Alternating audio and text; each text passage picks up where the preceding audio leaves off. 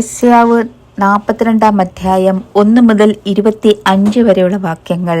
ഇതാ, ഞാൻ താങ്ങുന്ന എൻ്റെ ദാസൻ, എൻ്റെ ഉള്ളം പ്രസാദിക്കുന്ന എൻ്റെ വൃതൻ. ഞാൻ എൻ്റെ ആത്മാവിനെ അവൻ്റെ മേൽ വെച്ചിരിക്കുന്നു. അവൻ ജാതികളോട് ന്യായം പ്രസ്താവിക്കും. അവൻ നിലവിളിക്കയില്ല, ഒച്ചയുണ്ടാക്കുകയില്ല, തെരുവീതിൽ തന്റെ ശബ്ദം കേൾപ്പിക്കുകയുമില്ല. ചതഞ്ഞ ഓട അവൻ ഒടിച്ചു കളയുകയില്ല, പുകയുന്ന തിരി കെടുത്തി കളയുകയില്ല. അവൻ സത്യത്തോടെ ന്യായം പ്രസ്താവിക്കും. ഭൂമിയിൽ ന്യായം സ്ഥാപിക്കും വരെ അവൻ തളരുകയില്ല, അധൈര്യപ്പെടുകയുമില്ല. അവന്റെ ഉപദേശത്തിനായി ദ്വീപുകൾ കാത്തിരിക്കുന്നു. ആകാശത്തെ സൃഷ്ടിച്ചു വിരിക്കുകയും ഭൂമിയെയും അതിലെ ഉൽപ്പന്നങ്ങളെയും പരത്തുകയും അതിലെ ജനത്തിന് ശ്വാസത്തെയും അതിൽ നടക്കുന്നവർക്ക് പ്രാണനെയും കൊടുക്കുകയും ചെയ്ത യഹോവയായ ദൈവം ഇപ്രകാരം അരുളി ചെയ്യുന്നു.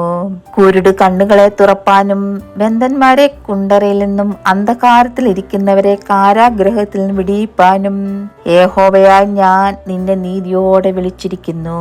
ഞാൻ നിന്റെ കൈ പിടിച്ച് നിന്നെ കാക്കും. നിന്നെ ജനത്തിന്റെ നിയമവും ജാതികളുടെ പ്രകാശവുമാക്കും. ഞാൻ യഹോവ, അത് തന്നെ എന്റെ നാമം. ഞാൻ എന്റെ മഹത്വം മറ്റൊരുത്തനും എന്റെ സ്തുതി വിഗ്രഹങ്ങൾക്കും വിട്ടുകൊടുക്കയില്ല.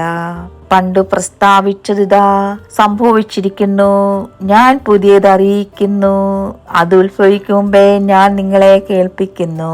സമുദ്രത്തിൽ സഞ്ചരിക്കുന്നവരും അതിലുള്ള ദ്വീപുകളും അവയിലെ നിവാസികളുമായുള്ളവരെ, യഹോവയ്ക്കൊരു പുതിയ പാട്ടും ഭൂമിയുടെ അറ്റത്ത് നിന്ന് അവന് സ്തുതിയും പാടുവിൻ. മരുഭൂമിയും അതിലെ പട്ടണങ്ങളും കേദാർ പാർക്കുന്ന ഗ്രാമങ്ങളും ശബ്ദമുയർത്തട്ടെ. സൈല നിവാസികൾ ഘോഷിച്ചുല്ലസിക്കുകയും മലമുകളിൽ നിന്ന് ആർക്കുകയും ചെയ്യട്ടെ. അവർ യഹോവയ്ക്ക് മഹത്വം കൊടുത്ത് അവന്റെ സ്തുതിയെ ദ്വീപുകളിൽ പ്രസ്താവിക്കട്ടെ. യഹോവ ഒരു വീരനെ പോലെ പുറപ്പെടും, ഒരു യോദ്ധാവിനെ പോലെ തീഷ്ണതയെ ജ്വലിപ്പിക്കും. അവൻ ആർത്ത് വിളിക്കും, അവൻ ഉച്ചത്തിൽ ആർക്കും. തന്റെ ശത്രുക്കളോട് വീര്യം പ്രവർത്തിക്കും. ഞാൻ ബഹുകാലം മിണ്ടാതിരുന്നു, ഞാൻ മൗനമായി അടങ്ങിപ്പാർത്തിരുന്നു. ഇപ്പോഴോ നോവ് കിട്ടിയ സ്ത്രീയെ പോലെ ഞാൻ ഞരങ്ങി നെടുവേർപ്പിട്ട് കഥയ്ക്കും.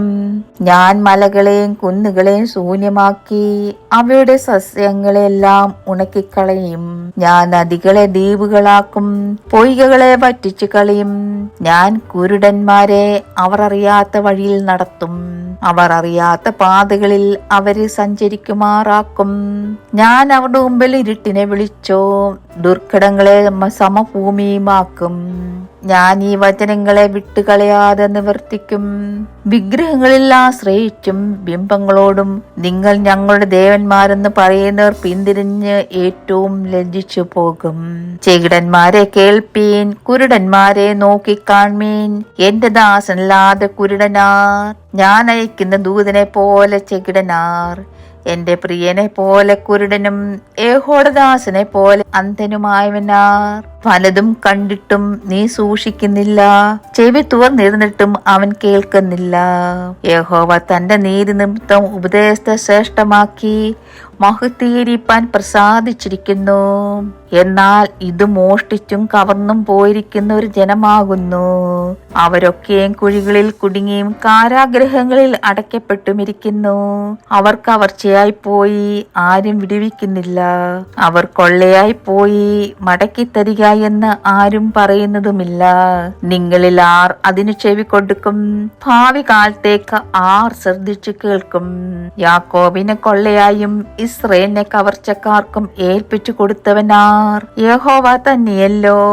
അവനോട് നാം പാപം ചെയ്തു പോയി, അവന്റെ വഴികളിൽ നടപ്പാൻ അവർക്ക് മനസ്സില്ലായിരുന്നു.